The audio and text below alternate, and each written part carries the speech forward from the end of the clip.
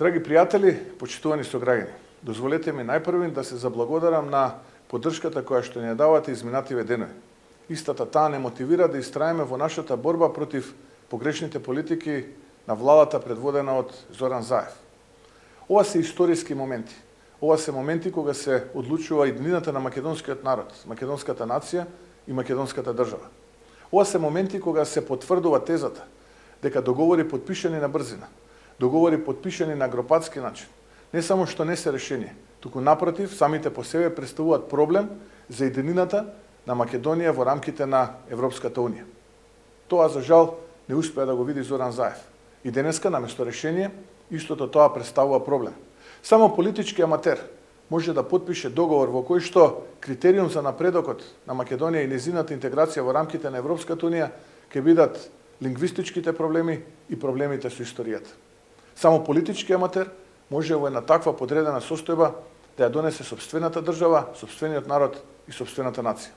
Затоа ве повикувам масовно, без разлика на политичката припадност, без разлика на верската и етничката припадност. Утре, во текот на утрешниот ден, почнувајќи од 12:30, завршувајќи во 14 часот, да се приклучиме на протестите кои што се надпартиски, обединувачки и гласно да зборуваме. Гласно да зборуваме против овие погрешни политики на владата на СДСМ предводена од Зоран Заев.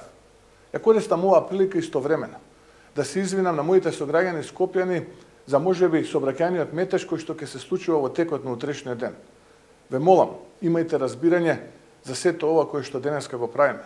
Затоа што ако денеска не успееме, се плашам дека некои идни генерации ќе имаат можност грешката која што денеска ќе ја направи Зоран Заев и СДСМ, ќе имаат можност да ја поправат.